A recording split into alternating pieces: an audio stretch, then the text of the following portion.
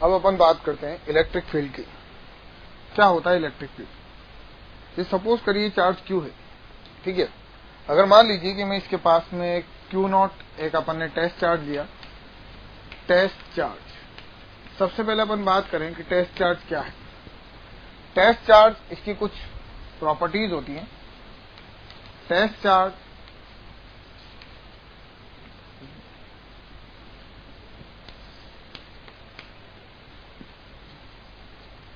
which feel, or we can say feels electrostatic force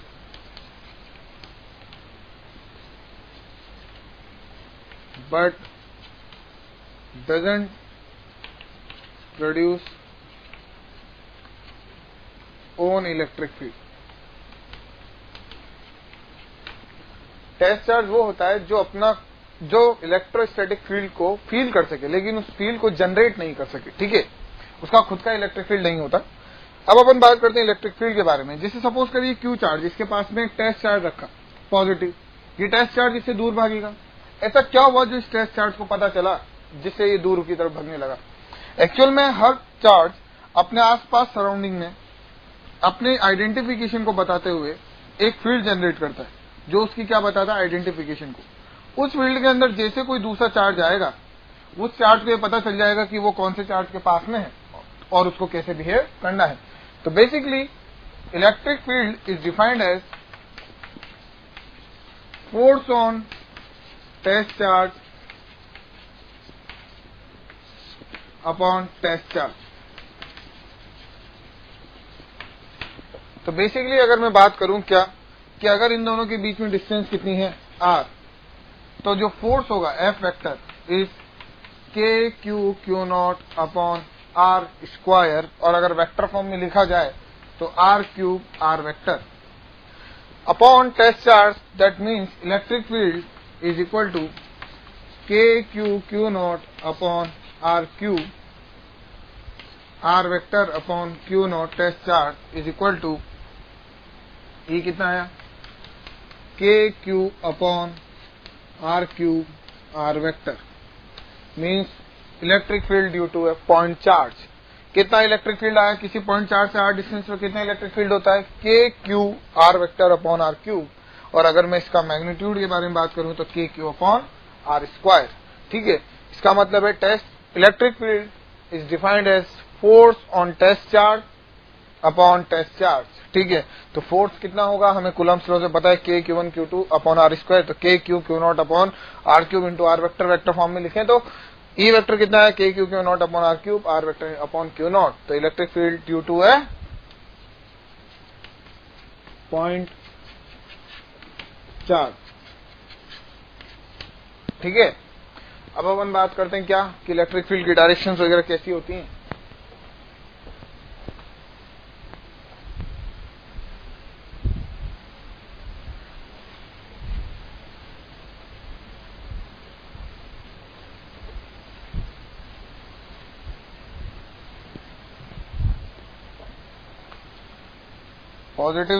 positive charge है तो electric field इससे बाहर की तरफ,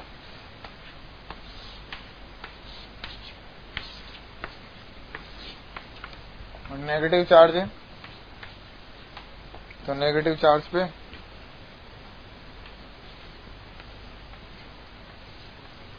टर्मिनेट होते हुए,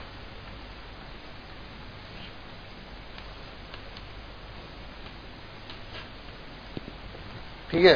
that is electric field due to a plus Q charge, that is electric field due to minus Q charge. और इसे हम बोलते हैं, ऐसे अगर रिप्रेजेंट करें, that is E uniform electric field,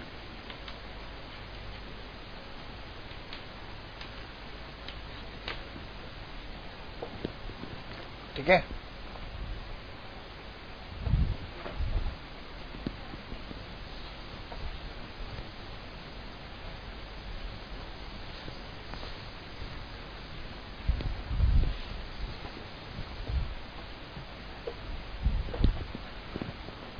अब जैसे सपोज करिए कि अपन ने इलेक्ट्रिक फील्ड पे बेस्ड इक्वेशन कर रहे हैं अपन, क्यू क्यू, इसको ले लेते हैं अपन 2Q, इसको ले लेते हैं -2। तो देखिए इस पॉइंट C पे हमें नेट इलेक्ट्रिक फील्ड बताना है, E नेट ऑन C।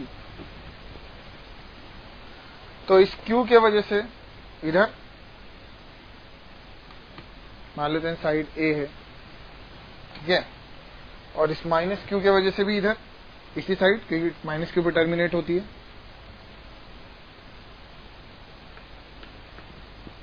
तो C पर अगर मैं बात करूं तो देखिए दो इलेक्ट्रिक फील्ड है,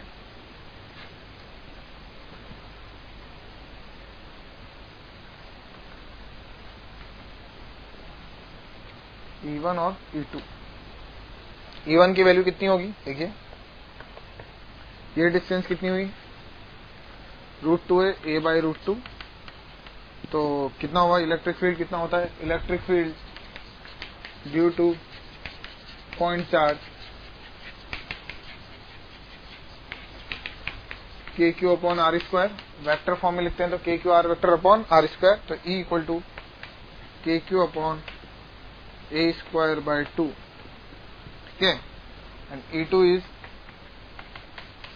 KQ/2A²। अब देखिए 2Q के वजह से इधर E ड्यू टू 2Q और Q के वजह से इधर, तो इन दोनों का नेट कितना आएगा, देखिए इस साइड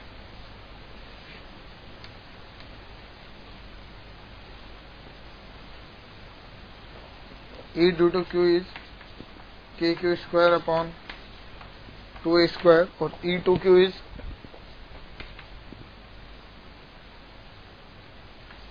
K2Q/A²/2। तो कितना नेट बचा अपने पास, 4KQ। तो देखिए C पर इस डायरेक्शन में नेट कितना आया, इन दोनों का रिजल्टेंट कितना आएगा, वो 4KQ और ये 2KQ। तो आया 2KQ/A², और इधर कितना आया, दोनों का जुड़ गया E1 और E2 4।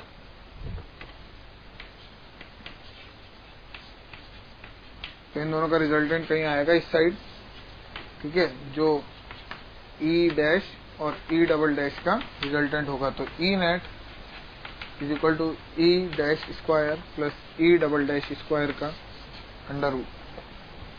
नेट E नेट जो होगा वो इस डायरेक्शन में होगा, ठीक है।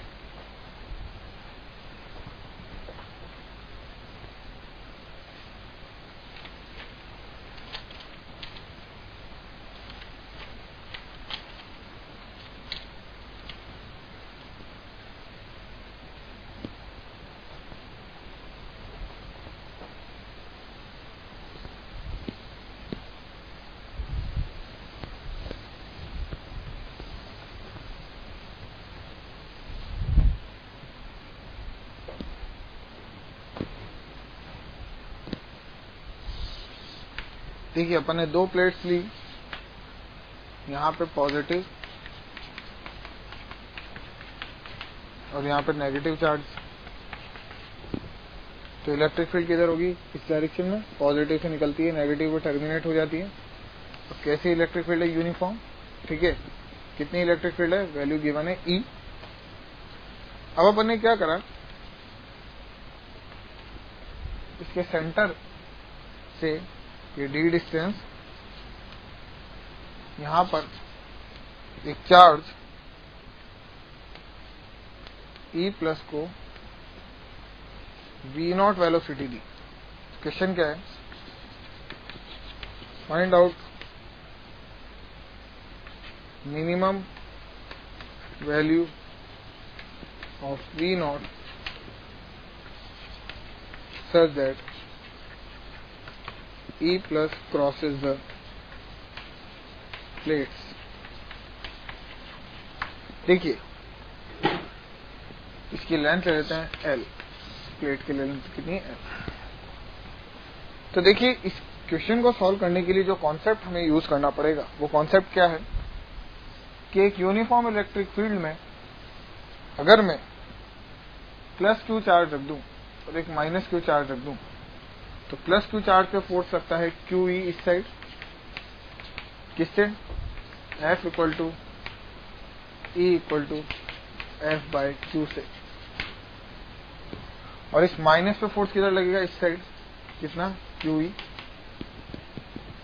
सेम उसी पे बेस्ड है प्रॉब्लम कि अगर मैं बोलूं क्या कि यहां पर जो ई है, उस ई के वजह से इस पॉजिटिव चार्ज पे फोर्स किधर लग रहा है? नीचे, कितना? एफ इक्वल टू ई ई।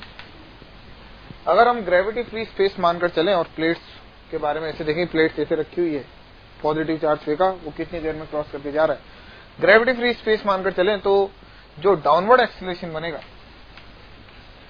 वो बोलेगा ई ई बाय एम। तो हमारे पास बेसिकली एक क्वेश्चन प्रोजेक्टाइल का है, क्या कि एक डी डिस्टेंस पर, डी डेप्थ ऊपर एक चार्ज को वी नॉट वेलोसिटी से फेंका गया और वो प्रोजेक्टाइल करते हुए यहाँ पे गिर रहा है, तो उसकी मिनिमम लेंथ उसको कितनी ट्रेवल करनी है? एल। तो देखिए उसके नीचे आने का टाइम तो फिक्स है, क्यों? क्योंकि vertical component of velocity is 0, then the time period to strike the ground और to strike the plate is √2h by g. तो जी इफेक्टिव, तो यहाँ पर 2d बाय जी का काम कौन कर रहा है? A, that is equal to E E by M का अंडर रूट। तो वी नॉट कितना होना चाहिए? दैट मीन्स मुझे एल ट्रेवल करना है इसी टाइम में, तो V naught T, that means V naught is equal to L by T. तो ये क्वेश्चन इलेक्ट्रोस्टैटिक्स प्लस प्रोजेक्टाइल दोनों को क्लब करके बनाया गया क्वेश्चन है, ठीक है।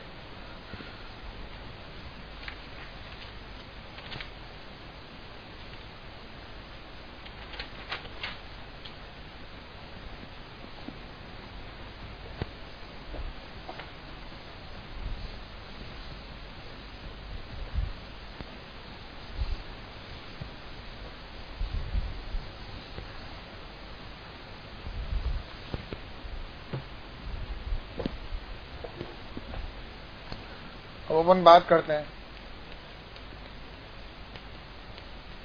Electric field curve.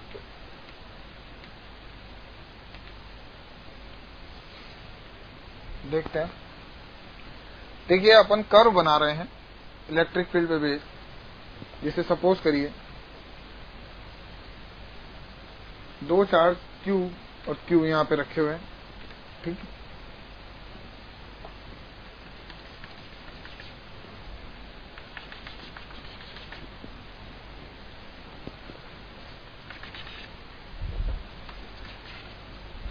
अपन पहले लिख दें इलेक्ट्रिक फील्ड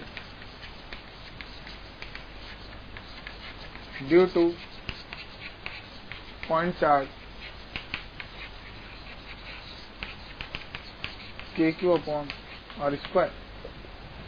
तो देखिए ये इलेक्ट्रिक फील्ड जनरेट कर रहा है इस साइड और ये इलेक्ट्रिक फील्ड जनरेट कर रहा है इस साइड।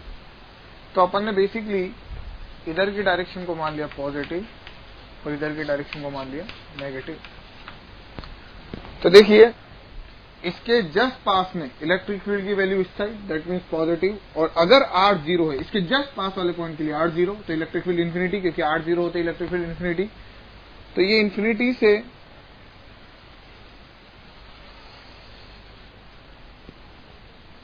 इसके जस्ट पास में इलेक्ट्रिक फील्ड इन्फिनिटी और उसकी डायरेक्शन किधर? इस तरफ, क्योंकि Q से इलेक्ट्रिक फील्ड कैसे निकलती है? ऐसे।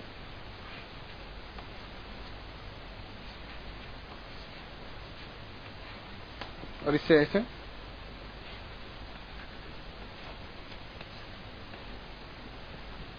ठीक है। तो और बीच में कहीं इसके वजह से इलेक्ट्रिक फील्ड इस डायरेक्शन में और इसके वजह से इलेक्ट्रिक फील्ड इस डायरेक्शन में, तो यहां पर कहीं इलेक्ट्रिक फील्ड क्या हो जाएगी? 0। इसके पास में बात करते हैं, इसके पास में इलेक्ट्रिक फील्ड की डायरेक्शन इस साइड, ठीक है।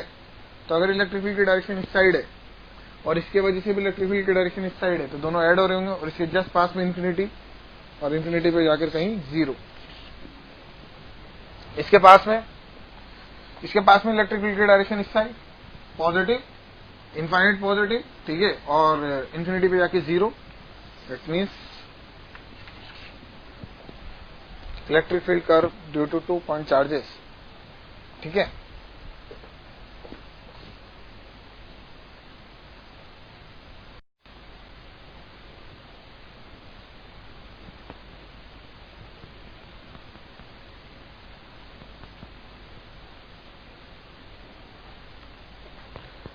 देखिए अब अपन ने चार्ज कितना लिया 8q, ठीक है 8q चार्ज लिया और इधर क्या लिया -q, ठीक है।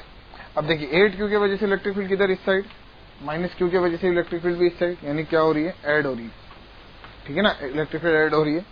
तो अगर इन दोनों के बीच की डिस्टेंस l है, मैं क्या बोल रहा हूँ इसके जस्ट पास में इलेक्ट्रिक फील्ड इन्फिनिटी पॉजिटिव क्योंकि इधर है, इसके जस्ट पास में इलेक्ट्रिक फील्ड इन्फिनिटी क्योंकि उधर है, और दोनों ऐड हो रही है। इसका मतलब जीरो तो कहीं भी अचीव नहीं होगा, और अगर जीरो अचीव नहीं हो रहा तो बेसिकली क्या बात करूं मैं कि इन्फिनिटी से अगर कोई इन्फिनिटी जा रहा है तो बीच में कहीं मिनिमा आया होगा, तो मिनिमा ही फाइंड आउट कर रहे हैं। तो अपन ने क्या मान लिया कि मान लीजिए कि मिनिमा किस पे आया x पे, कितनी डिस्टेंस पे x पे। तो अगर मैं इलेक्ट्रिक फील्ड लिखूं दोनों की वजह से तो कितना लिखूंगा, देखिए कि 8q upon x square plus q upon l minus x का होल स्क्वायर, ठीक है। इससे डिस्टेंस कितनी हो गई l माइनस एक्स। तो अगर मैं डिफरेंशिएशन करके जीरो करूं, क्यों, क्योंकि फाइंडिंग मिनिमा फॉर मिनिमा, तो इसका डिफरेंशिएशन करते हैं। देखिए ई का कितना आएगा, इसका आएगा KQ8 minus 1 upon x cube into 2 क्योंकि x की power -2 plus l minus x की पावर 4, इसको अपन डायरेक्ट भी लिख सकते हैं KQ और l माइनस एक्स की पावर 3 क्यूब, और वापस अगर अगेन उसका करें तो ये हो गया -2, ठीक है, और माइनस और फिर अगेन माइनस करें तो ये हो जाएगा plus is equal to 0। KQ तो उड़ा, 2 भी उड़ा, तो l minus x 8 cube is equal to x cube, तो x आ गया 2l minus x equal to x, तो x is equal to 2l/3।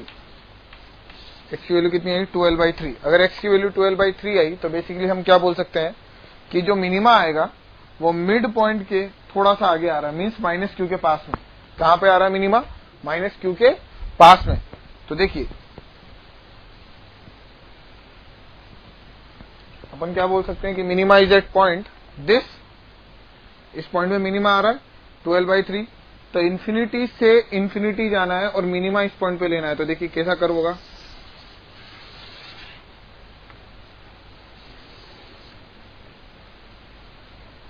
ठीक है, मिनिमा से मिनिमा,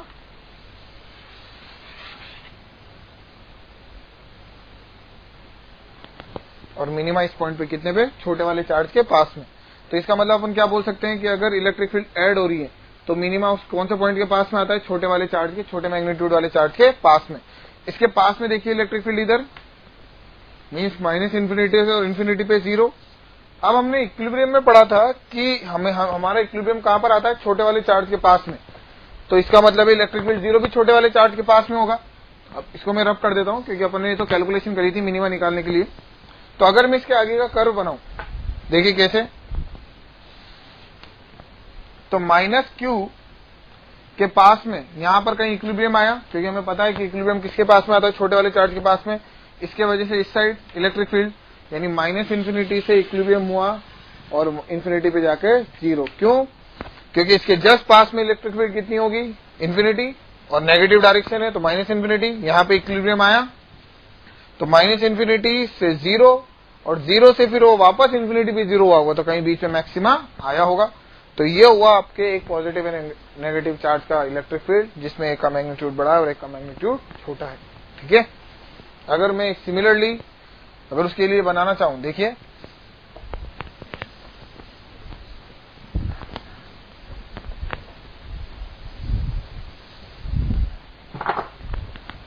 अगर अपन उसके लिए कर्व बनाना चाहें क्या, कि अब नेगेटिव ले लेते हैं थोड़ा सा बड़ा, -9q, और ये ले लेते हैं q। तो देखिए इसके वजह से इलेक्ट्रिक फील्ड इस साइड, इसके वजह से इलेक्ट्रिक फील्ड इस साइड क्या ऐड हो रही है इलेक्ट्रिक फील्ड। तो इसके जस्ट पास में इन्फिनिटी, इसके जस्ट पास में इन्फिनिटी, और लेकिन मिनिमा कहां पर आएगा, छोटे वाले के पास में। देखिए मिनिमा l/2 से पहले छोटे वाले के पास में, इसके जस्ट पास में इलेक्ट्रिक फील्ड, सॉरी क्योंकि यहां पर अपने मिनिमा छोटे वाले चार्ज के पास में क्या आता है अपने पास, इक्विलिब्रियम। अगर छोटे वाले चार्ज के पास में इक्विलिब्रियम आता है तो इसका मतलब इसके जस्ट पास में -इन्फिनिटी और इसके जस्ट पास में माइनस क्यू के पास में इक्विलिब्रियम तो इधर आ चुका है, माइनस क्यू के पास में इलेक्ट्रिक फील्ड कैसा बनेगा, इधर हमेशा यही डोमिनेट करेगा माइनस क्यू की वजह से इलेक्ट्रिक फील्ड इस साइड।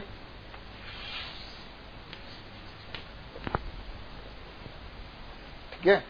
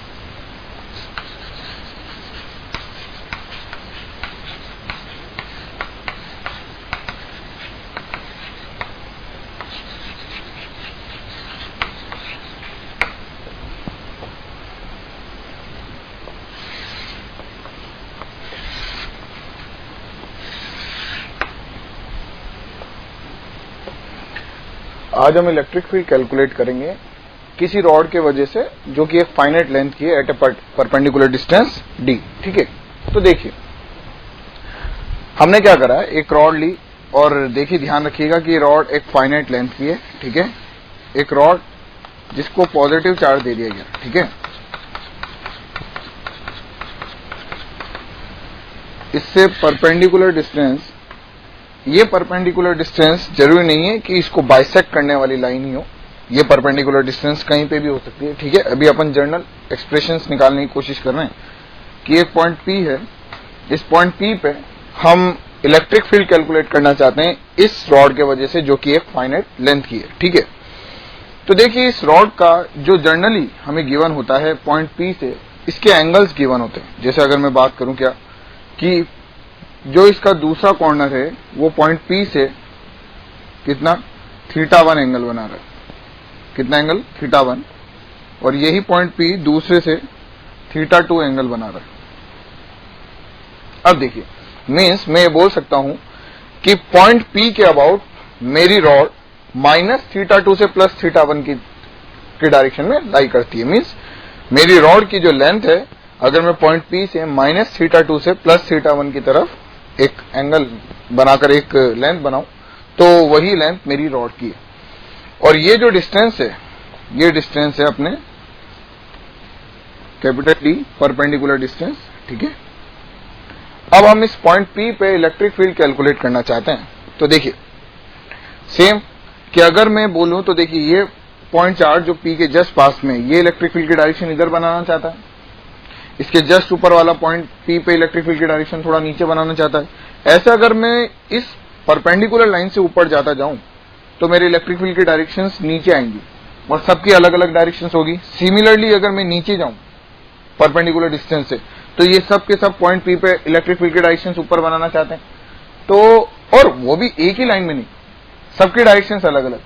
तो बेसिकली मैं ये बोल सकता हूं कि मेरे को पॉइंट P पे हर पॉइंट के वजह से, रॉड पे सिचुएटेड हर पॉइंट चार्ज की वजह से एक अलग इलेक्ट्रिक फील्ड की डायरेक्शन बनेगी। तो मींस मैं इलेक्ट्रिक फील्ड के जो एक कंपोनेंट लेकर, सबसे पहले उस इलेक्ट्रिक फील्ड का एक कंपोनेंट लेकर, इलेक्ट्रिक फील्ड के लिए एक कंपोनेंट लेकर यहाँ पे इलेक्ट्रिक फील्ड कैलकुलेट करूं, फिर उस इलेक्ट्रिक फील्ड के दो कंपोनेंट करके मैं हॉरिजॉन्टल कंपोनेंट्स और परपेंडिकुलर कंपोनेंट्स दोनों को अलग अलग कैलकुलेट कर लूं नेट, तो फिर मैं at last net electric field calculate कर सकता हूं। देखिए कैसे, अगर मैं बात करूं तो नीचे का कोई भी एलिमेंट लूं तो उसकी वजह से इलेक्ट्रिक फील्ड यहां पर बनेगी, तो उसके भी दो कंपोनेंट होंगे, एक पैरेलल टू रॉड और एक परपेंडिकुलर टू द रॉड। ऊपर लूंगा तो इलेक्ट्रिक फील्ड इधर बनेगी, उसके भी दो कंपोनेंट, एक परपेंडिकुलर टू द रॉड और एक parallel to the rod. Means घूम फिर कर बात यहां आती है कि पॉइंट P पे इलेक्ट्रिक फील्ड के एक तो परपेंडिकुलर कंपोनेंट होगा रॉड के और एक पैरेलल कंपोनेंट होगा। तो अगर मैं पैरेलल का भी नेट निकाल लूं और परपेंडिकुलर का भी नेट निकाल लूं तो एट लास्ट मैं इलेक्ट्रिक फील्ड का नेट कैलकुलेट कर सकता हूं। इसके लिए अपन ने क्या किया, देखिए थीटा के फॉर्म में अगर मुझे दे रखा है, वही मैंने y पे जाकर, क्योंकि परपेंडिकुलर डिस्टेंस y है, y पे जाकर एक dy एलिमेंट लिया, y पे जाकर एक डी वाई एलिमेंट लिया, ठीक है। इस डी वाई को हम थीटा के फॉर्म में कैसे लिख सकते हैं कि जैसे थीटा पे जाकर डी थीटा लिया हो, किस पे, थीटा पे जाकर डी थीटा, ठीक है। और ये डी थीटा क्या है, इसकी लेंथ कितनी है, डी वाई। अब हम यहां पर डिफाइन कर देते हैं कि जो चार्ज इसमें बिखरा हुआ है वो लैम्डा कूलम्ब पर मीटर के अकॉर्डिंग बिखरा हुआ है। मीन्स चार्ज तो आप कितना भी दे सकते हैं, लेकिन मैंने उसकी चार्ज डेंसिटी डिफाइन कर दी लैम्डा कूलम्ब पर मीटर।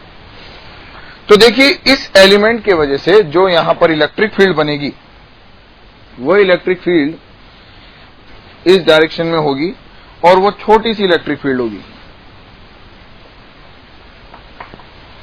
देखिए अगर ये एंगल थीटा है तो ये एंगल भी कितना होगा, थीटा। और अगर ये एंगल थीटा है तो देखिए मैं इस डी वाई एलिमेंट में आने वाले चार्ज डी क्यू को क्या बोल सकता हूं, D Q equal to lambda D X. अगर ये लैम्डा डी एक्स है तो देखिए यहां पे जो इलेक्ट्रिक फील्ड बनेगी, छोटी सी इलेक्ट्रिक फील्ड डी इस के डी क्यू अपॉन इस डिस्टेंस को मान लेते हैं कि ये डिस्टेंस कितनी है, जो थीटा पर है, ये डिस्टेंस मान लेते हैं आर, तो K D Q upon are square, ठीक है। के की वैल्यू रखें तो डी आया अपने के, सॉरी डी क्यू की वैल्यू रखें तो K lambda D Y upon are square. अब देखिए हम जानते हैं कि हमारे को जो रॉड की लेंथ है वो किस फॉर्म में दे रखी है, माइनस थीटा 2 से प्लस थीटा 1 की फॉर्म में। मीन्स जब मेरे को रॉड गिवन है और पॉइंट पी गिवन है, जिस पॉइंट पे मुझे इलेक्ट्रिक फील्ड निकालना है, उस पॉइंट से जो रॉड की लेंथ डिफाइन की गई है वो एंगल की टर्म में डिफाइन की गई है, डिस्टेंस की टर्म में नहीं। तो मैं चाहता हूं कि मेरे जो ये घूम फिरकर जितने भी वेरिएबल्स हैं वो किसकी फॉर्म में आ जाए, थीटा की फॉर्म में, ताकि मैं उसको इंटीग्रेट कर सकूं विद रेस्पेक्ट टू थीटा। तो देखिए ये परपेंडिकुलर डिस्टेंस डी और ये आर और ये वाई, तो क्या मैं यहां पर ये लिख सकता हूं कि tan theta is equal to Y by D. तो अगर मैं इसको डिफरेंशिएट करूं तो देखिए कितना आ रहा है, sec square theta D theta equal to D Y by D. तो डी वाई की वैल्यू कितनी आ गई मेरे पास, D sec square theta D theta. अब देखिए मेरे पास आर भी है, तो मैं आर स्क्वायर को क्या लिख सकता हूं, R square equal to Y square plus D square.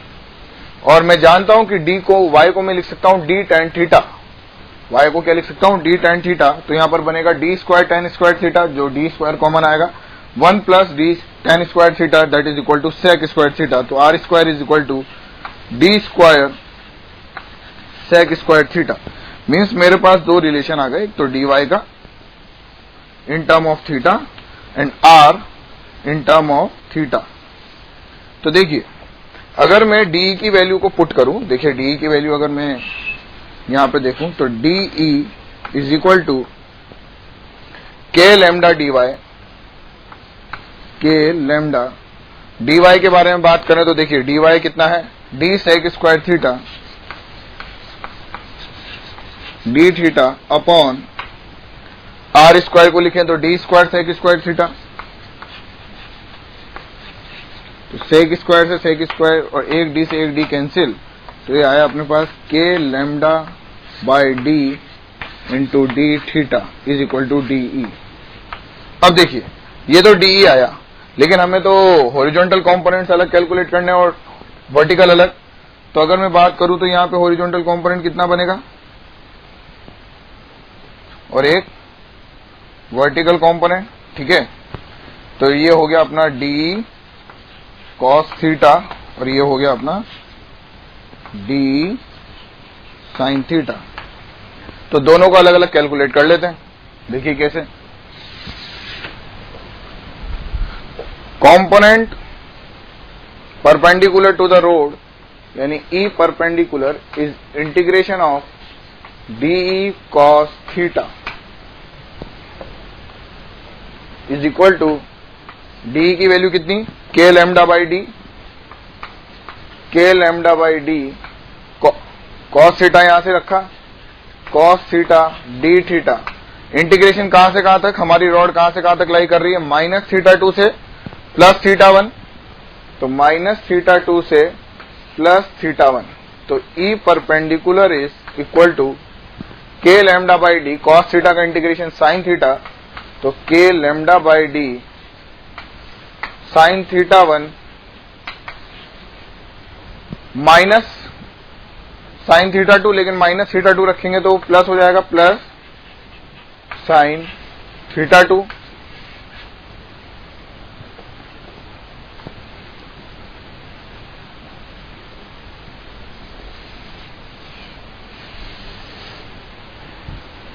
Now E parallel component, integration of D sine theta, क्योंकि रॉड के पैरेलल जो कंपोनेंट है वो कौन सा है, D sine theta. D sine theta के बारे में बात करें तो देखिए डी की, और वापस वही डी की वैल्यू रखें तो K lambda by D sine theta D theta का इंटीग्रेशन माइनस थीटा 2 से plus theta 1। E parallel is equal to sine theta का माइनस कॉस थीटा, तो ये हो गया अपने पास minus K lambda by D cos theta 1 minus cos theta 2, that is equal to E parallel is equal to K lambda by D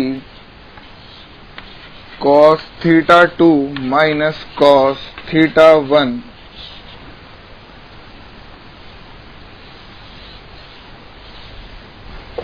ये जो अपने पास फॉर्मूले आए हैं कौन कौन से, K lambda by D sine theta 1 plus sine theta 2 and K lambda by D cos theta 2 minus cos theta 1। This is the parallel and perpendicular component of the electric field due to finite length of road.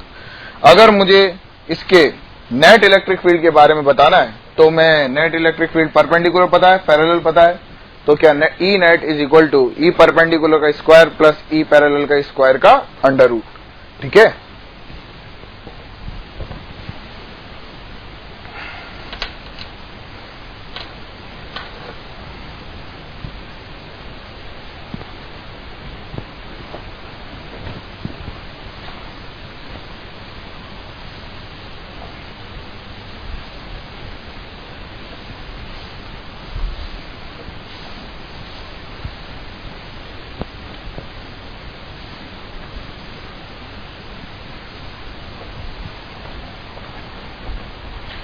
देखिए अपने जो perpendicular component आया वो आया के lambda by D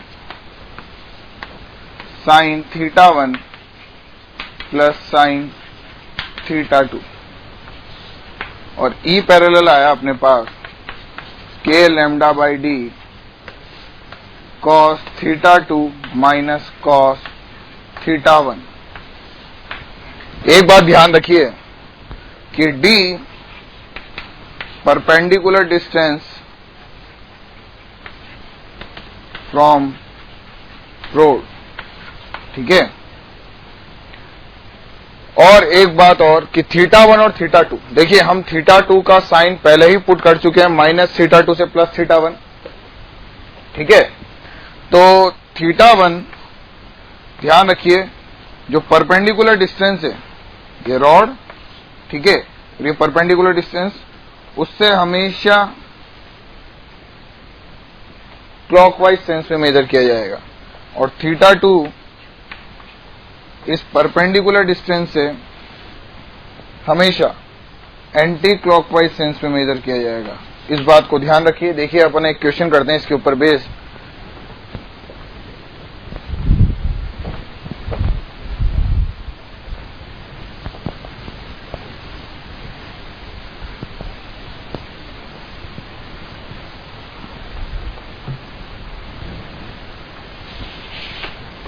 जैसे suppose करिए कि हमें एक फाइनाइट लेंथ का वायर दे दिया है, इस पे पॉजिटिव चार्ज लगा दिया,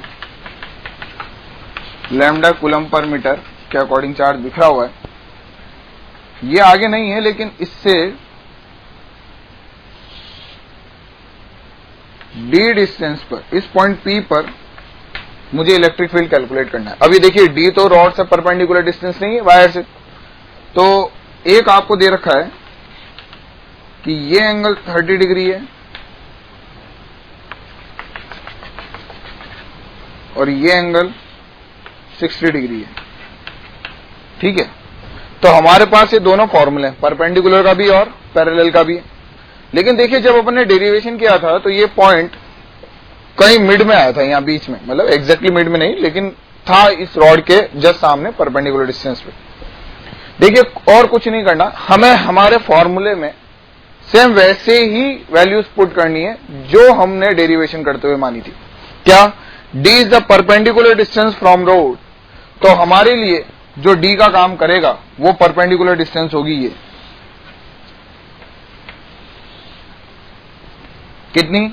d cos 30 degree, that means d by √3/2, ये हमारे लिए परपेंडिकुलर डिस्टेंस होगी। देखिए अब हमारे लिए फॉर्मूला क्या हो जाएगा अगर मैं d को वेरिएबल हटाऊं, क्यों? क्योंकि यहां पर भी d दे रखा है, तो k lambda bye a sign theta 1 plus sine theta 2 और E parallel k lambda bye a cos theta 2 minus cos theta 1, ठीक है। तो एक बात देखिए, E परपेंडिकुलर E पैरेलल, मेरे लिए A का काम कौन कर रहा है? D अप इंटू √3/2, क्यों?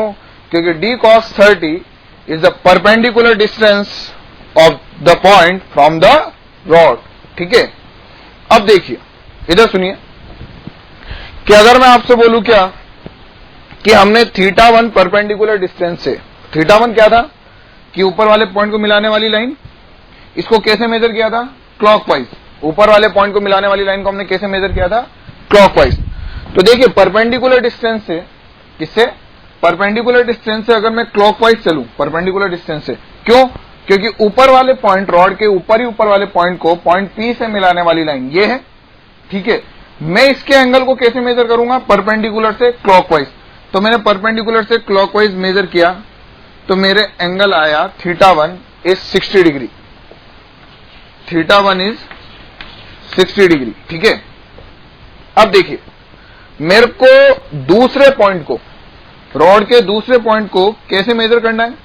मैंने कैसे मेजर किया था डेरिवेशन में? एंटी क्लॉकवाइज, ठीक है। तो माना कि हमारे रॉड का दूसरा पॉइंट भी पॉइंट पी के ऊपर ही है, लेकिन हम अपने डेरिवेशन के अकॉर्डिंग ही काम करेंगे। कैसे? परपेंडिकुलर डिस्टेंस से एंटी क्लॉकवाइज चलेंगे तो दूसरा पॉइंट कितने एंगल पर आ रहा है? दूसरे पॉइंट का डायरेक्शन कितने एंगल पर आ रहा है? ये आ रहा है 330 डिग्री। परपेंडिकुलर डिस्टेंस से एंटी क्लॉकवाइज मेजर करते हैं, एंटी क्लॉकवाइज मेजर करते हुए चले चले चले चले चले यहां पे आकर मुझे रॉड के दूसरे पॉइंट और पॉइंट पी को मिलाने वाली लाइन मिली। तो मेरे लिए थीटा 2 क्या होगा? देखिए मेरे लिए थीटा 2 क्या होगा? 330 डिग्री। लेकिन 330 डिग्री को हम ट्रिग्नोमेट्री में आप जानते हैं कि क्या माइनस 30 डिग्री भी लिखा जा सकता है। 330 डिग्री को माइनस 30 डिग्री भी लिखा जा सकता है। तो ऐसा नहीं है कि मतलब जब अपन बाद में कई बार ये लिखा रहता है theta 2 equal to minus 30 degree, तो ऐसा नहीं है कि अपन ने विथ साइन वैल्यूज रखनी है। साइन तो हम पहले रख चुके हैं डेरिवेशन में, माइनस थीटा 2 से प्लस थीटा 1। अब हमें सिर्फ वैल्यू रखनी है थीटा 1 और थीटा 2 की। तो अगर मैं थीटा 1 और थीटा 2 की वैल्यू रख रहा हूं तो देखिए थीटा 1 परपेंडिकुलर डिस्टेंस से पॉइंट पी और ऊपर वाले पॉइंट को मिलाने वाली लाइन तक चलेंगे तो क्लॉकवाइज सेंस में, और बॉटम मोस्ट पॉइंट रॉड के और पॉइंट पी को मिलाने वाली लाइन पे परपेंडिकुलर डिस्टेंस से एंटी क्लॉकवाइज चलेंगे तो जो एंगल बनेगा वो 330 डिग्री मीन्स माइनस 30 डिग्री। या तो मैं यहां पर थीटा 2 की वैल्यू 330 डिग्री रख दूं, लेकिन मुझे पता है 330 डिग्री वही वैल्यू देगा जो माइनस 30 देगा। ऐसा नहीं है कि मैंने थीटा 2 को नेगेटिव रखा है, मैंने रखा पॉजिटिव ही है क्योंकि साइन में पहले ही रख चुका हूं। बस मैंने इस एंगल को रिप्लेस किया है माइनस 30 से। क्लियर है बात?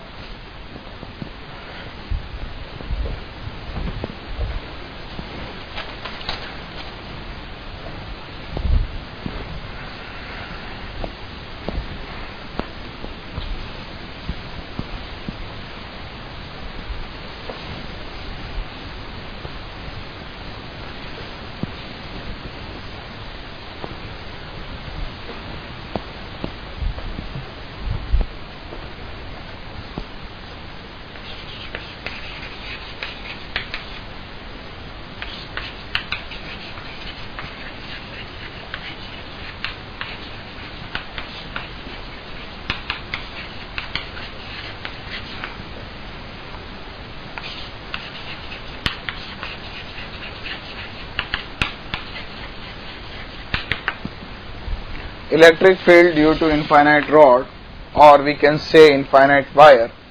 ठीक है, देखिए इनफाइनाइट एक रिलेटिव टर्म होती है। कैसे? देखिए कि यही फाइनाइट रोड किसी पॉइंट के लिए हो सकता है इनफाइनाइट हो जाए। जैसे सपोज करिए कि मैं इस बोर्ड से चिपक गया, तो अगर मैं ऊपर देखूंगा तो मुझे ऊपर का पॉइंट नजर नहीं आ रहा और न मुझे नीचे का पॉइंट नजर आ रहा, तो मेरे लिए ये बोर्ड या ये जो वॉल है यही क्या बन गई? इनफाइनाइट। बेसिकली आप किसी स्ट्रक्चर के इतना पास हैं कि उसका आप ऊपर का एंड नहीं देख पा रहे, नीचे का एंड नहीं देख पा रहे, तो वही स्ट्रक्चर आपके लिए क्या हो गई? इनफाइनाइट। तो बेसिकली इनफाइनाइट रॉड या इनफाइनाइट वायर के वजह से इलेक्ट्रिक फील्ड कितना होता है, इसी को अपन कैलकुलेट करना चाहते हैं। तो देखिए इस पॉइंट P से, ये जो पॉइंट P है, इससे अगर मैं ऊपर ही ऊपर वाले पॉइंट को मिलाऊंगा तो वो भी इन्फिनिटी पे मिलेगा और नीचे वाले पॉइंट को मिलाऊंगा वो भी इन्फिनिटी पे मिलेगा। That means θ1 is equal to θ2 is equal to 90 degree. तो देखिए E परपेंडिकुलर कितना आया? k lambda by D sine θ1 plus sine θ2, that means sine 90 plus sine 90 1 plus 1 यानी 2k लैम्डा बाय डी। ठीक है, E परपेंडिकुलर और E पैरेलल कितना हो जाएगा? कॉस वाली टर्म्स आती है, cos पाई बाई 2 0 होता है, तो E पैरेलल इज 0। इसका मतलब है कि अगर मेरे पास कोई इनफाइनाइट रॉड है या इनफाइनाइट वायर है तो उसके वजह से किसी भी परपेंडिकुलर डिस्टेंस वाले पॉइंट पे जो इलेक्ट्रिक फील्ड होगी वो इनफाइनाइट वायर की कैसी होगी? Perpendicular 2k lambda by D या 2k लैम्डा बाय आर। ये बहुत यूज होता है, सबसे ज्यादा यूज यही होता है बेसिकली। ठीक है, तो ये आपको याद होना चाहिए। सेकंड, अगर मैं इसी जगह सेमी इनफाइनाइट रॉड ले लूं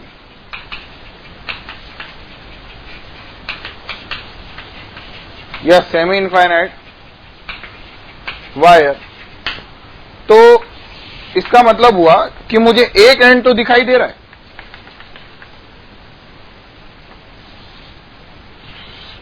ये देखिए पॉइंट P, लेकिन दूसरा एंड कहां पर है? इन्फिनिटी पे।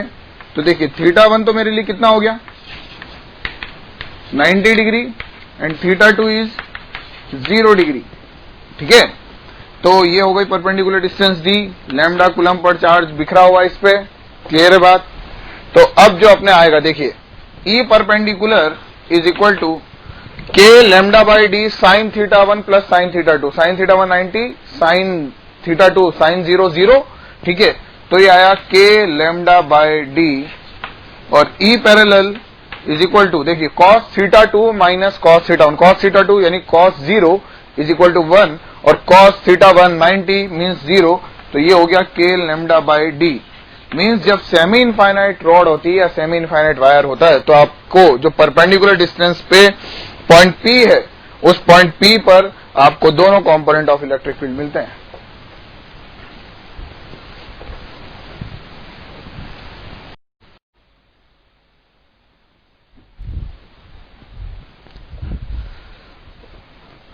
अब अपन बात करते हैं इलेक्ट्रिक फील्ड की। क्या होता है इलेक्ट्रिक फील्ड? ये सपोज करिए चार्ज Q है। ठीक है, अगर मान लीजिए कि मैं इसके पास में Q0 एक अपन ने टेस्ट चार्ज लिया।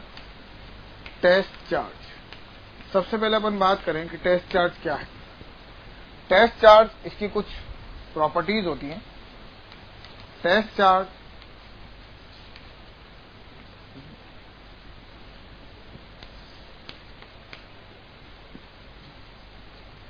which feel, or we can say feels electrostatic force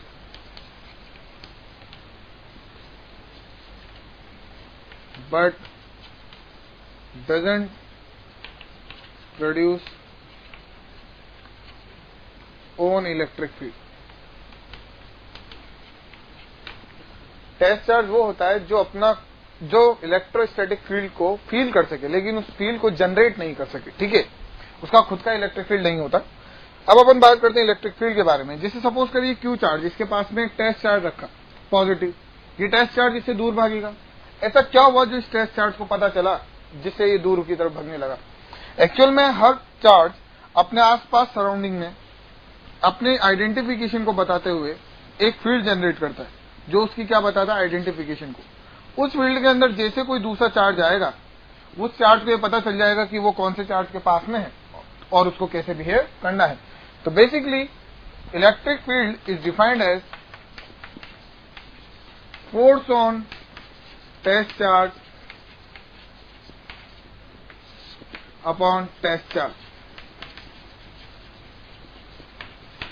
तो बेसिकली अगर मैं बात करूं क्या कि अगर इन दोनों के बीच में डिस्टेंस कितनी है, r, तो जो फोर्स होगा F vector is K Q not upon are square, और अगर वेक्टर फॉर्म में लिखा जाए तो R cube are vector upon test charge. That means electric field is equal to K Q not upon are cube are vector upon Q naught test charge is equal to ये कितना आया, K Q upon are cube are vector.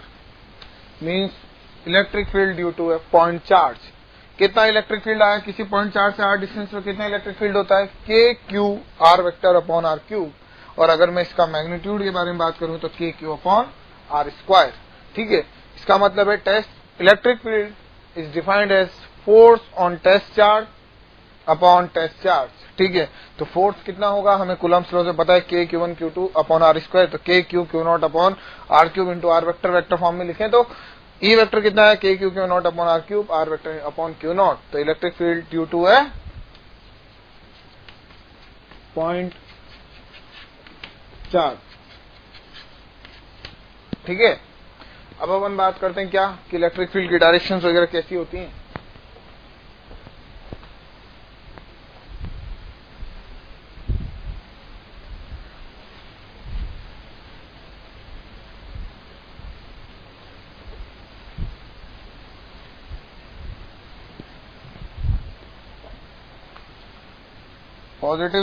Positive charge है तो electric field इससे बाहर की तरफ,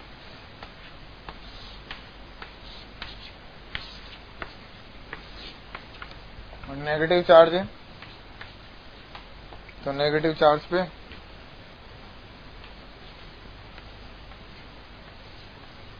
terminate होते हुए।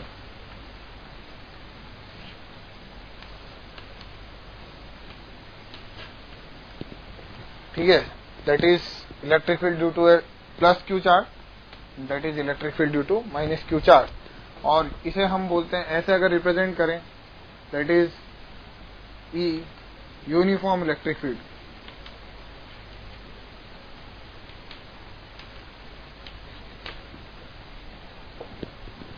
ठीक है,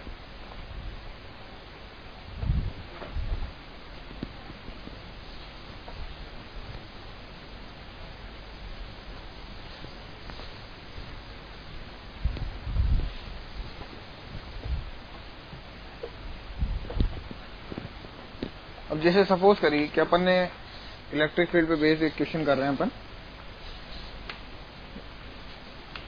क्यू इसको ले लेते हैं अपन 2Q, इसको ले लेते हैं -Q। तो देखिए इस पॉइंट C पे हमें नेट इलेक्ट्रिक फील्ड बताना है, E नेट ऑन C। तो इस Q के वजह से इधर मान लेते हैं साइड A है, ठीक है, और इस -Q के वजह से भी इधर इसी साइड, क्योंकि -Q पे टर्मिनेट होती है।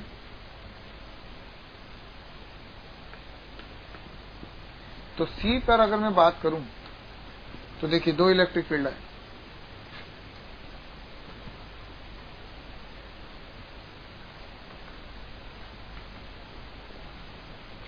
E1 और E2।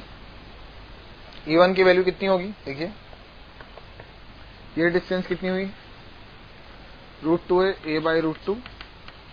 तो कितना हुआ इलेक्ट्रिक फील्ड, कितना होता है electric field due to point charge K Q upon are square. Vector form में लिखते हैं तो के Q R vector upon are square. तो E equal to K Q upon A square by 2, ठीक है, and E2 is KQ² upon KQ upon 2A²। अब देखिए 2Q के वजह से इधर E ड्यू टू 2Q और Q के वजह से इधर, तो इन दोनों का नेट कितना आएगा देखिए इस साइड।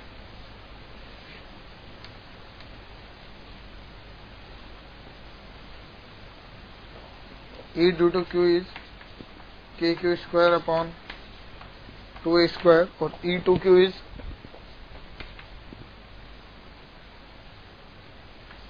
K2Q upon A²/2। तो कितना नेट बचा अपने पास 4KQ। तो देखिए C पर इस डायरेक्शन में नेट कितना आया, इन दोनों का रिजल्टेंट कितना आएगा, वो 4KQ और ये 2KQ, तो आया 2KQ अपॉन A²। और इधर कितना आया, दोनों का जुड़ गया E1 और E2 4,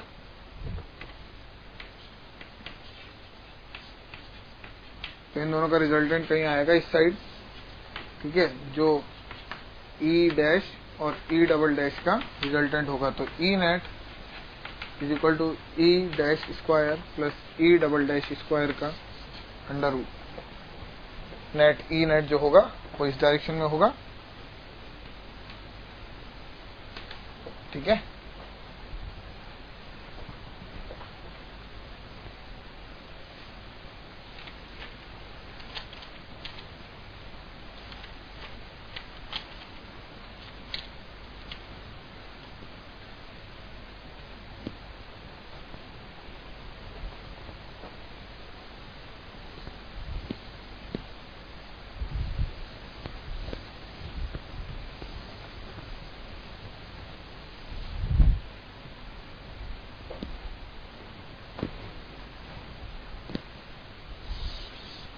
देखिए अपन ने दो प्लेट्स ली, यहाँ पे पॉजिटिव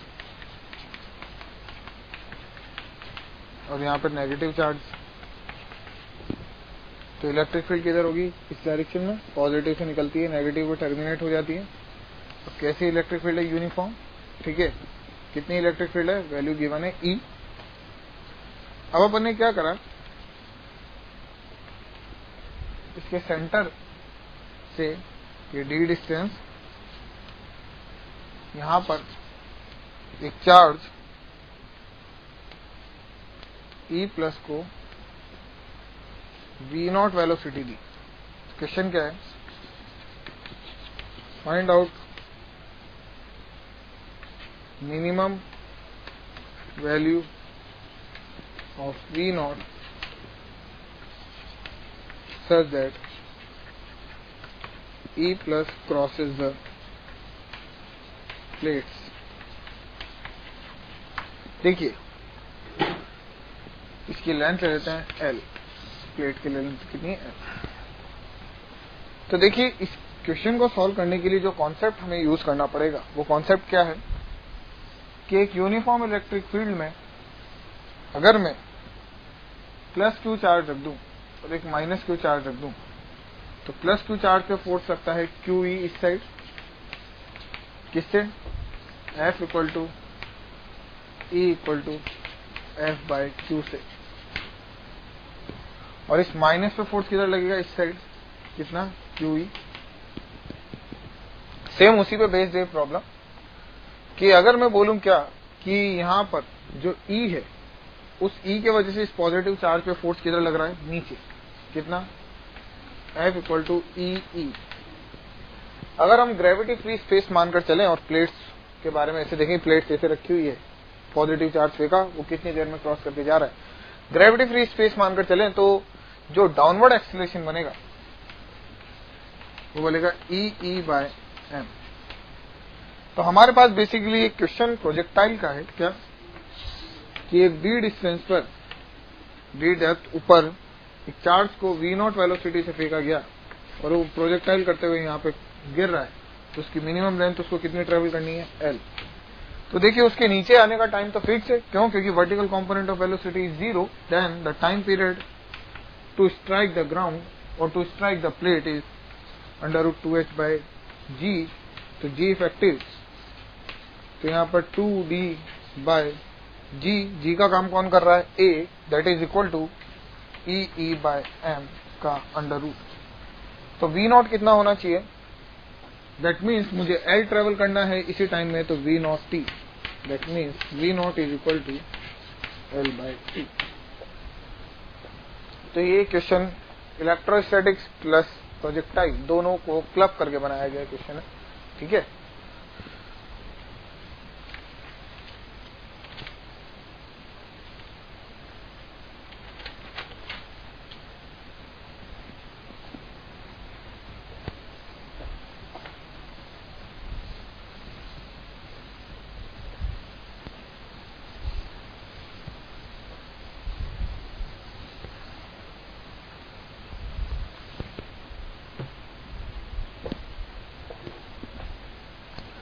अब अपन बात करते हैं इलेक्ट्रिक फील्ड कर्व।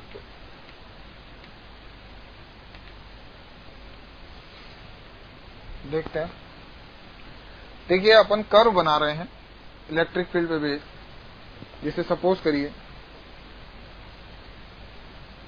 दो चार्ज Q और Q यहां पे रखे हुए हैं, ठीक है।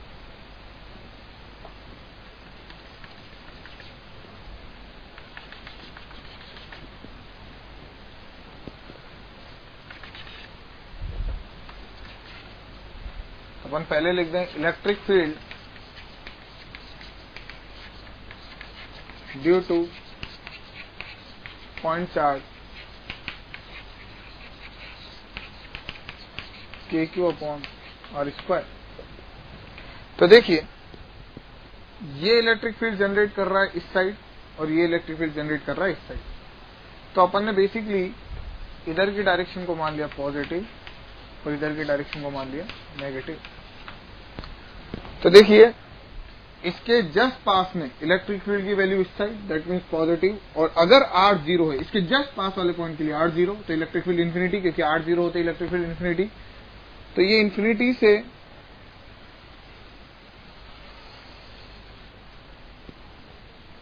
इसके जस्ट पास में इलेक्ट्रिक फील्ड इन्फिनिटी और उसकी डायरेक्शन किधर, इस तरफ, क्योंकि Q से इलेक्ट्रिक फील्ड कैसे निकलती है, ऐसे।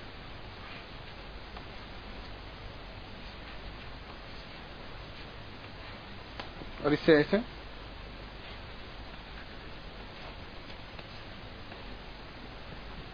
ठीक है। तो और बीच में कहीं इसके वजह से इलेक्ट्रिक फील्ड इस डायरेक्शन में और इसके वजह से इलेक्ट्रिक फील्ड इस डायरेक्शन में, तो यहां पर कहीं इलेक्ट्रिक फील्ड क्या हो जाएगी, 0। इसके पास में बात करते हैं, इसके पास में इलेक्ट्रिक फील्ड की डायरेक्शन इस साइड, ठीक है।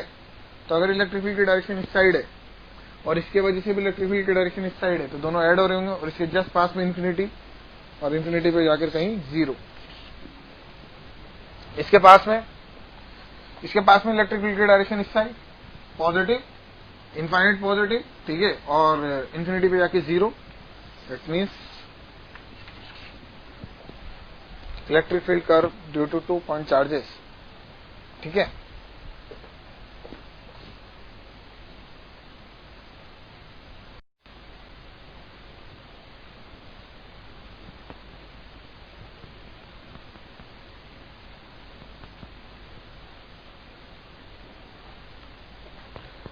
देखिए अब अपन ने चार्ज कितना लिया, 8Q, ठीक है, 8Q चार्ज लिया और इधर क्या लिया, -Q, ठीक है।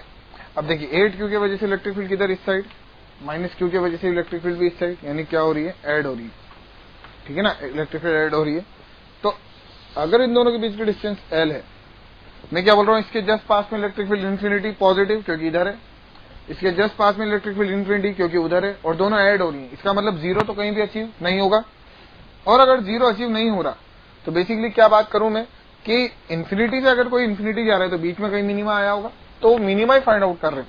तो अपन ने क्या मान लिया कि मान लीजिए कि मिनिमा किस पे आया, x पे, कितनी डिस्टेंस पे, x पे। तो अगर मैं इलेक्ट्रिक फील्ड लिखूं दोनों की वजह से, तो कितना लिखूंगा, देखिए कि 8Q/x² प्लस KQ/L-x²,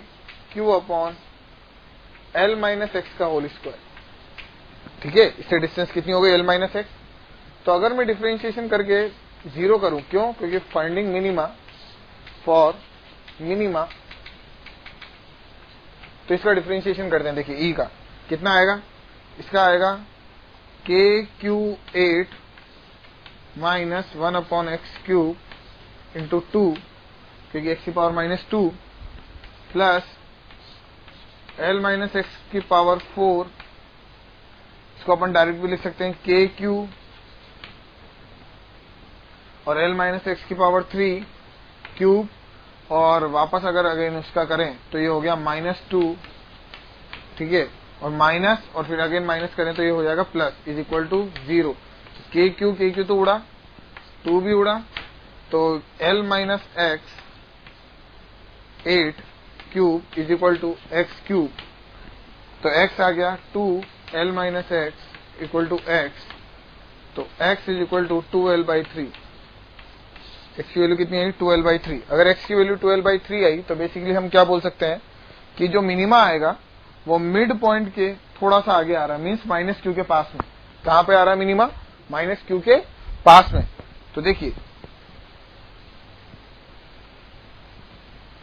अपन क्या बोल सकते हैं कि minima is at point this, इस पॉइंट में मिनिमा आ रहा है 2l/3, तो इंफिनिटी से इंफिनिटी जाना है और मिनिमा इस पॉइंट पे लेना है। तो देखिए कैसा कर्व होगा,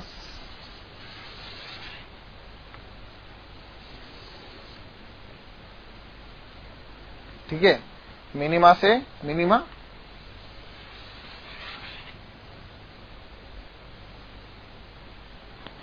और मिनिमा इस पॉइंट पे कितने पे? छोटे वाले चार्ज के पास में। तो इसका मतलब अपन क्या बोल सकते हैं कि अगर इलेक्ट्रिक फील्ड ऐड हो रही है तो मिनिमा उस कौन से पॉइंट के पास में आता है? छोटे वाले चार्ज के, छोटे मैग्नीट्यूड वाले चार्ज के पास में। इसके पास में देखिए इलेक्ट्रिक फील्ड इधर, मीन्स -इन्फिनिटी से और इन्फिनिटी पे 0।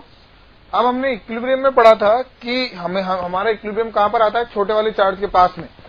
तो इसका मतलब इलेक्ट्रिक फील्ड 0 भी छोटे वाले चार्ज के पास में होगा। अब इसको मैं रब कर देता हूं क्योंकि अपन ने तो कैलकुलेशन करी थी मिनिमा निकालने के लिए। तो अगर मैं इसके आगे का कर्व बनाऊं, देखिए कैसे,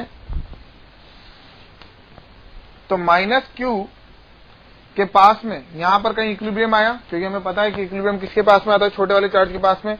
इसके वजह से इस साइड इलेक्ट्रिक फील्ड यानी -इन्फिनिटी से इक्विलिब्रियम हुआ और इन्फिनिटी पे जाके 0। क्यों? क्योंकि इसके जस्ट पास में इलेक्ट्रिक फील्ड कितनी होगी? इन्फिनिटी, और नेगेटिव डायरेक्शन है तो -इन्फिनिटी। यहां पे इक्विलिब्रियम आया तो -इन्फिनिटी से 0, और 0 से फिर वो वापस इन्फिनिटी पे 0 हुआ होगा, तो कहीं बीच में मैक्सिमा आया होगा। तो ये हुआ आपके एक पॉजिटिव एंड नेगेटिव चार्ज का इलेक्ट्रिक फील्ड, जिसमें एक का मैग्नीट्यूड बड़ा है और एक का मैग्नीट्यूड छोटा है, ठीक है। अगर मैं सिमिलरली अगर उसके लिए बनाना चाहूं, देखिए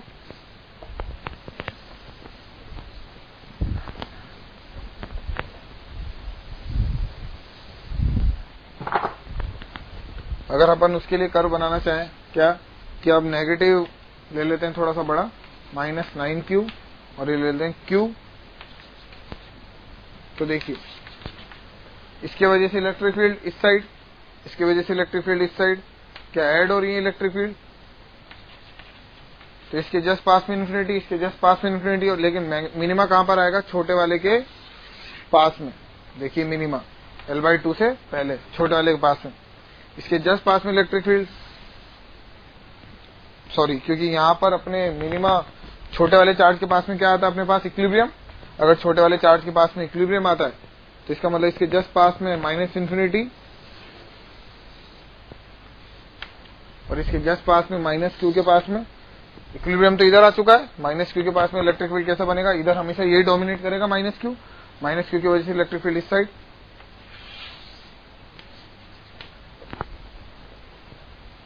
ठीक है।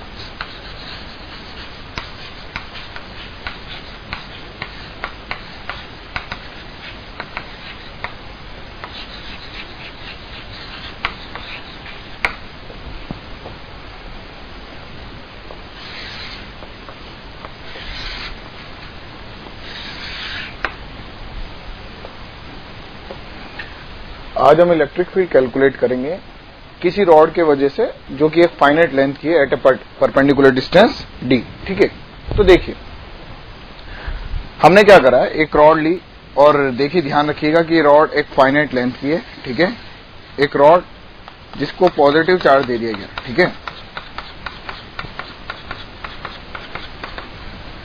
इससे परपेंडिकुलर डिस्टेंस, ये परपेंडिकुलर डिस्टेंस जरूरी नहीं है कि इसको बाइसेक्ट करने वाली लाइन ही हो, ये परपेंडिकुलर डिस्टेंस कहीं पे भी हो सकती है। ठीक है, अभी अपन जनरल एक्सप्रेशंस निकालने की कोशिश कर रहे हैं कि एक पॉइंट P है, इस पॉइंट P पे हम इलेक्ट्रिक फील्ड कैलकुलेट करना चाहते हैं इस रॉड के वजह से जो कि एक फाइनाइट लेंथ की है। ठीक है, तो देखिए इस रॉड का जो जनरली हमें गिवन होता है पॉइंट P से, इसके एंगल्स गिवन होते हैं। जैसे अगर मैं बात करूं क्या कि जो इसका दूसरा कॉर्नर है वो पॉइंट P से कितना θ1 एंगल बना रहा है, कितना एंगल θ1, और यही पॉइंट P दूसरे से θ2 एंगल बना रहा है। अब देखिए मीन्स मैं ये बोल सकता हूं कि पॉइंट P के अबाउट मेरी रॉड माइनस θ2 से प्लस θ1 की डायरेक्शन में लाई करती है। मीन्स मेरी रॉड की जो लेंथ है, अगर मैं पॉइंट P से माइनस θ2 से प्लस θ1 की तरफ एक एंगल बनाकर एक लेंथ बनाऊं तो वही लेंथ मेरी रॉड की है। और ये जो डिस्टेंस है, ये डिस्टेंस है अपने कैपिटल D, परपेंडिकुलर डिस्टेंस। ठीक है, अब हम इस पॉइंट P पे इलेक्ट्रिक फील्ड कैलकुलेट करना चाहते हैं। तो देखिए सेम कि अगर मैं बोलूं तो देखिए ये पॉइंट चार्ज जो P के जस्ट पास में, ये इलेक्ट्रिक फील्ड की डायरेक्शन इधर बनाना चाहता है, इसके जस्ट ऊपर वाला पॉइंट P पे इलेक्ट्रिक फील्ड की डायरेक्शन थोड़ा नीचे बनाना चाहता है। ऐसा अगर मैं इस परपेंडिकुलर लाइन से ऊपर जाता जाऊं तो मेरे इलेक्ट्रिक फील्ड की डायरेक्शंस नीचे आएंगी और सबकी अलग अलग डायरेक्शंस होगी। सिमिलरली अगर मैं नीचे जाऊं परपेंडिकुलर डिस्टेंस से तो ये सब के सब पॉइंट P पे इलेक्ट्रिक फील्ड की डायरेक्शंस ऊपर बनाना चाहते हैं, तो और वो भी एक ही लाइन में नहीं, सबकी डायरेक्शंस अलग अलग। तो बेसिकली मैं ये बोल सकता हूं कि मेरे को पॉइंट P पे हर पॉइंट के वजह से, रॉड पे सिचुएटेड हर पॉइंट चार्ज की वजह से एक अलग इलेक्ट्रिक फील्ड की डायरेक्शन बनेगी। तो मींस मैं इलेक्ट्रिक फील्ड के जो एक कंपोनेंट लेकर, सबसे पहले उस इलेक्ट्रिक फील्ड का एक कंपोनेंट लेकर, इलेक्ट्रिक फील्ड के लिए एक कंपोनेंट लेकर यहाँ पे इलेक्ट्रिक फील्ड कैलकुलेट करूं, फिर उस इलेक्ट्रिक फील्ड के दो कंपोनेंट करके मैं हॉरिजॉन्टल कंपोनेंट्स और परपेंडिकुलर कंपोनेंट्स दोनों को अलग अलग कैलकुलेट कर लूं नेट, तो फिर मैं at last net electric field calculate कर सकता हूं। देखिए कैसे, अगर मैं बात करूं तो नीचे का कोई भी एलिमेंट लूं तो उसकी वजह से इलेक्ट्रिक फील्ड यहां पर बनेगी, तो उसके भी दो कंपोनेंट होंगे, एक पैरेलल टू रॉड और एक परपेंडिकुलर टू द रॉड। ऊपर लूंगा तो इलेक्ट्रिक फील्ड इधर बनेगी, उसके भी दो कंपोनेंट, एक परपेंडिकुलर टू द रॉड और एक parallel to the rod. Means घूम फिर कर बात यहां आती है कि पॉइंट P पे इलेक्ट्रिक फील्ड के एक तो परपेंडिकुलर कंपोनेंट होगा रॉड के और एक पैरेलल कंपोनेंट होगा। तो अगर मैं पैरेलल का भी नेट निकाल लूं और परपेंडिकुलर का भी नेट निकाल लूं तो एट लास्ट मैं इलेक्ट्रिक फील्ड का नेट कैलकुलेट कर सकता हूं। इसके लिए अपन ने क्या किया, देखिए थीटा की फॉर्म में अगर मुझे दे रखा है, वही मैंने y पे जाकर, क्योंकि परपेंडिकुलर डिस्टेंस y है, y पे जाकर एक dy एलिमेंट लिया, y पे जाकर एक dy एलिमेंट लिया। ठीक है, इस dy को हम थीटा की फॉर्म में कैसे लिख सकते हैं कि जैसे थीटा पे जाकर डी थीटा लिया हो, किस पे, थीटा पे जाकर डी थीटा। ठीक है, और ये डी थीटा क्या है, इसकी लेंथ कितनी है, dy। अब हम यहां पर डिफाइन कर देते हैं कि जो चार्ज इसमें बिखरा हुआ है वो लैम्डा कूलम पर मीटर के अकॉर्डिंग बिखरा हुआ है। मीन्स चार्ज तो आप कितना भी दे सकते हैं, लेकिन मैंने उसकी चार्ज डेंसिटी डिफाइन कर दी लैम्डा कूलम पर मीटर।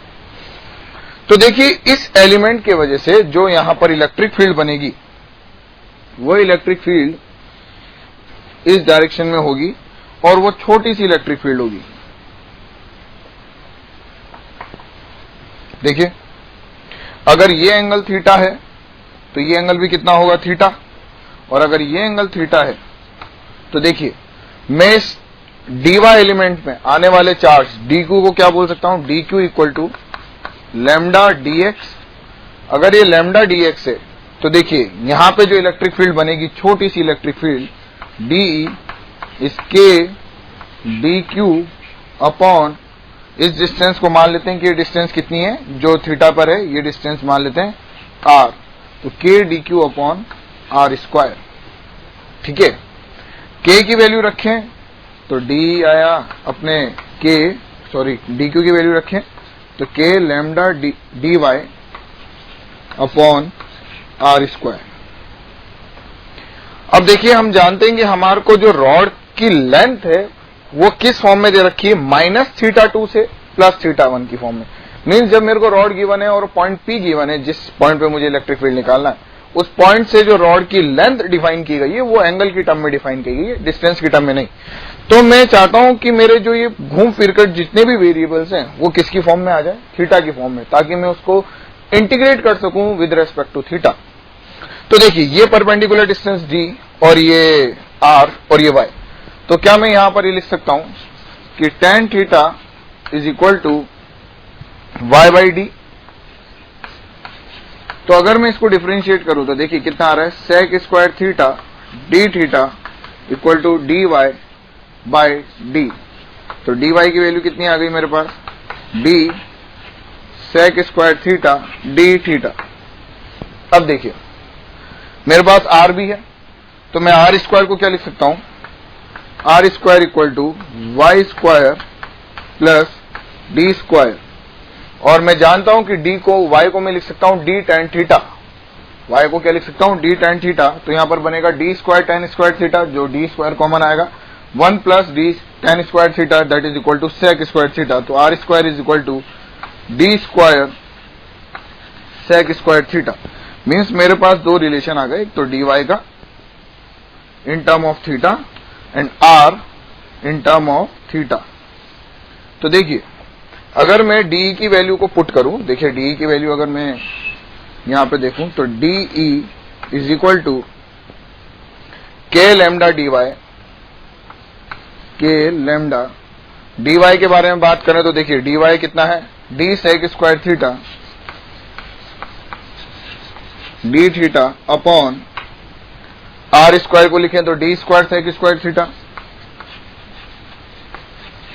तो sec स्क्वायर से sec स्क्वायर और एक d से एक d कैंसिल, तो ये आया अपने पास k lambda by d into d theta is equal to de। अब देखिए ये तो de आया, लेकिन हमें तो हॉरिजॉन्टल कंपोनेंट्स अलग कैलकुलेट करने और वर्टिकल अलग। तो अगर मैं बात करूं तो यहां पे हॉरिजॉन्टल कंपोनेंट कितना बनेगा और एक वर्टिकल कंपोनेंट।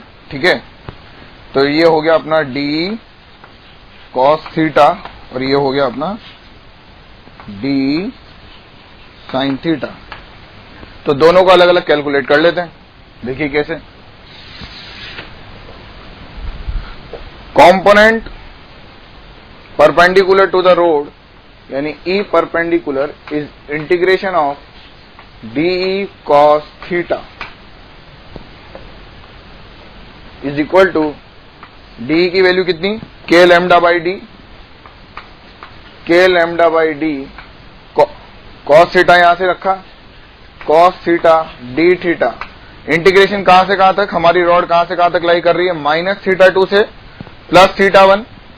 तो -θ2 से +θ1।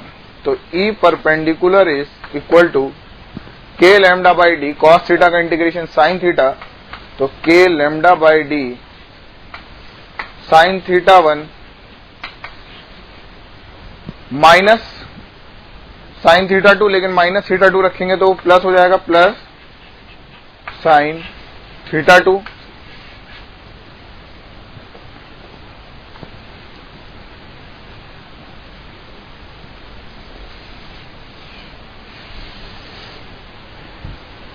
Now E parallel component integration of d sin theta, क्योंकि रॉड के पैरेलल जो कंपोनेंट है वो कौन सा है, d sin theta. d sin theta के बारे में बात करें तो देखिए d की और वापस वही d की वैल्यू रखें तो k lambda by d sin theta d theta का इंटीग्रेशन -θ2 से +θ1। E parallel is equal to sin theta का माइनस cos थीटा तो ये हो गया अपने पास minus K lambda by D cos theta 1 minus cos theta 2 that is equal to E parallel is equal to K lambda by D cos theta 2 minus cos theta 1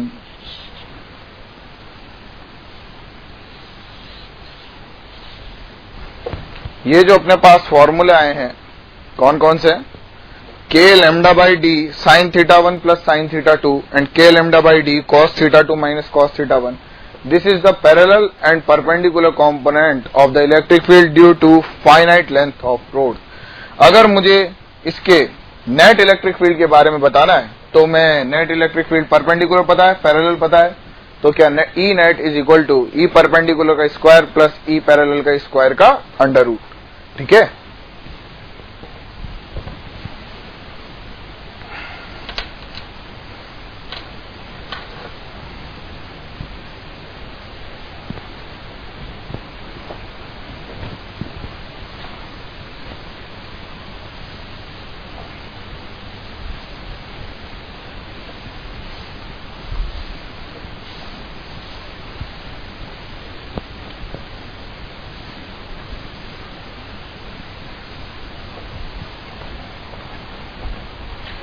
देखिए अपने जो perpendicular component आया वो आया के लैम्डा बाई डी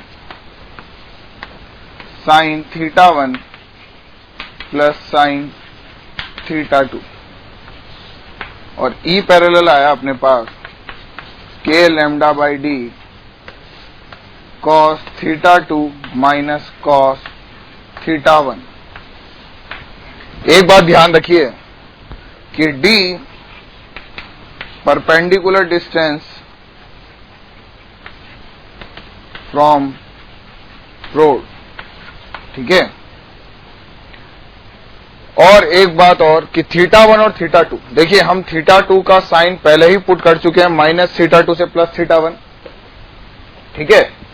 तो theta 1 ध्यान रखिए जो परपेंडिकुलर डिस्टेंस है ये रॉड. ठीक है. ये परपेंडिकुलर डिस्टेंस उससे हमेशा क्लॉकवाइज सेंस में मेजर किया जाएगा और थीटा 2 इस परपेंडिकुलर डिस्टेंस से हमेशा एंटी क्लॉकवाइज सेंस में मेजर किया जाएगा. इस बात को ध्यान रखिए. देखिए अपन एक क्वेश्चन करते हैं इसके ऊपर base.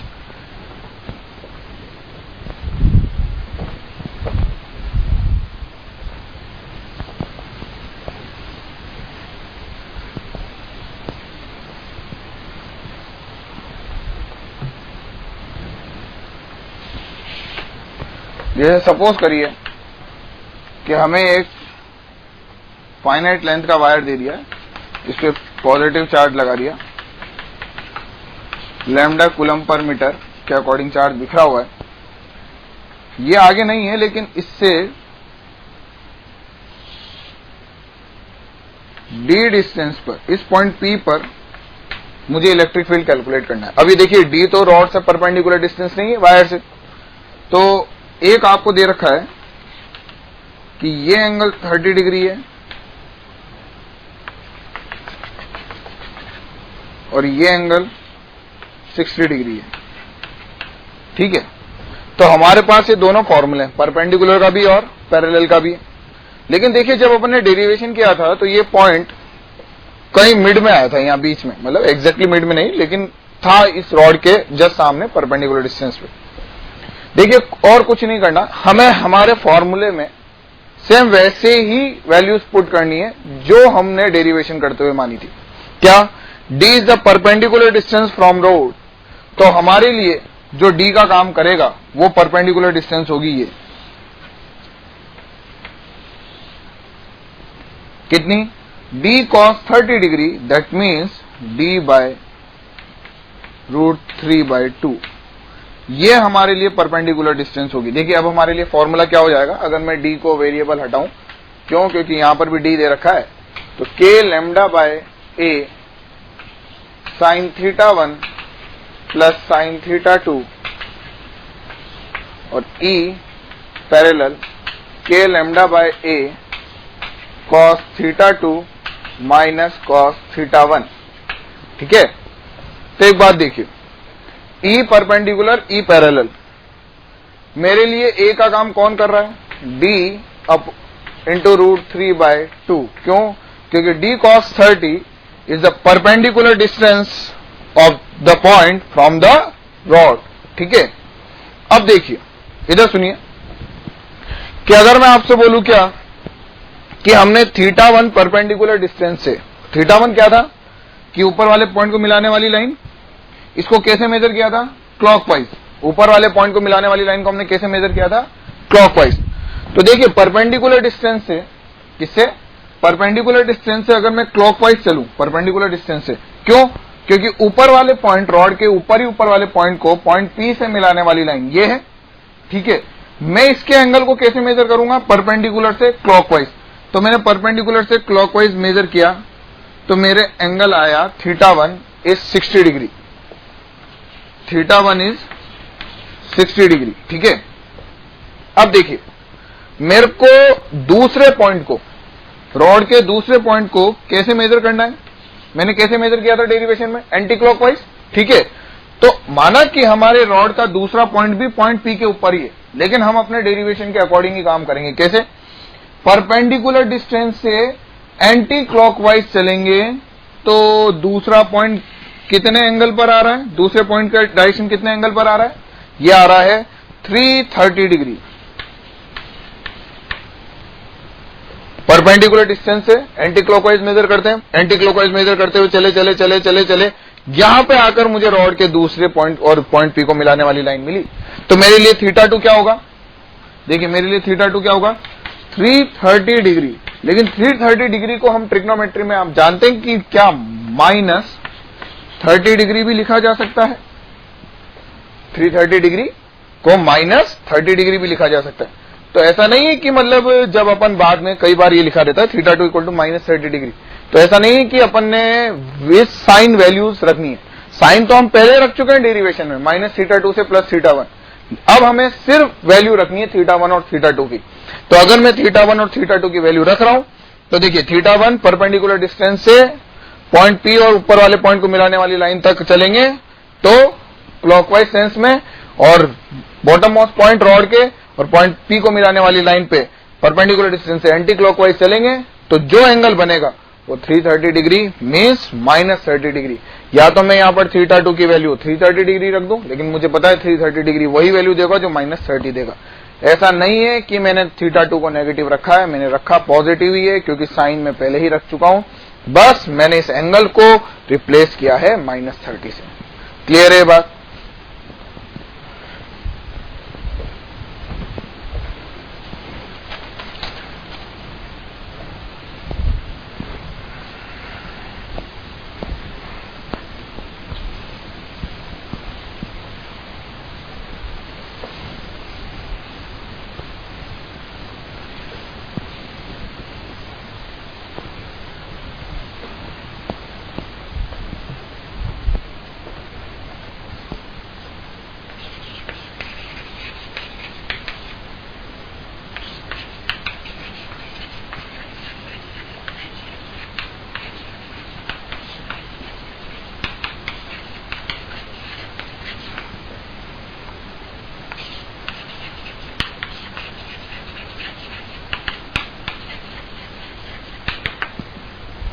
Electric field due to infinite rod और we can say infinite wire.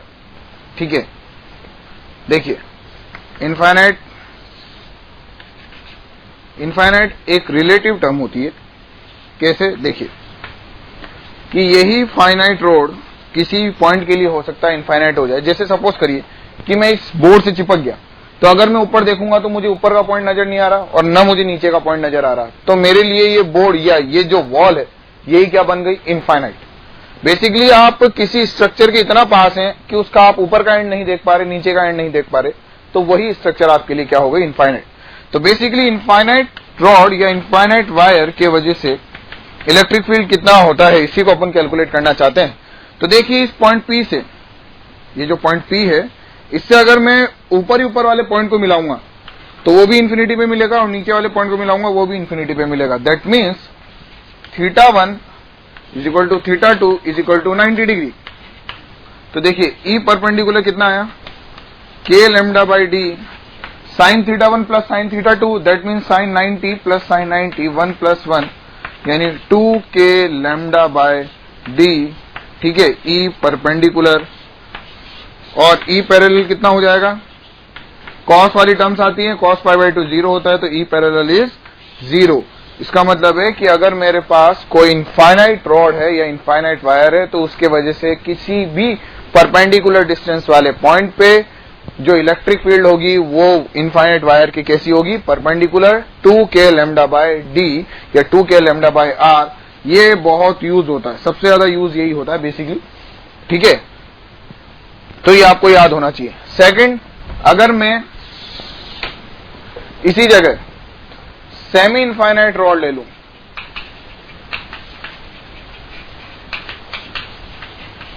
या सेमी इनफाइनाइट वायर, तो इसका मतलब हुआ कि मुझे एक एंड तो दिखाई दे रहा है,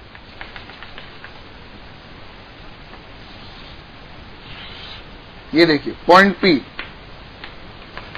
लेकिन दूसरा एंड कहां पर है, इन्फिनिटी पे। तो देखिए θ1 तो मेरे लिए कितना हो गया 90 डिग्री एंड θ2 इज 0 डिग्री। ठीक है, तो ये हो गई perpendicular distance D, lambda coulomb per charge बिखरा हुआ इस पे, क्लियर है बात। तो अब जो अपने आएगा देखिए E perpendicular is equal to k lambda by D sine θ1 plus sine θ2, sine θ1 90 sine θ2 sine 0 0। ठीक है, तो ये आया k लैम्डा बाय डी और E parallel is equal to देखिए cos θ2 माइनस cos θ1, cos θ2 यानी cos 0 इज इक्वल टू 1 और cos θ1 90 means 0, तो ये हो गया k लैम्डा बाय डी।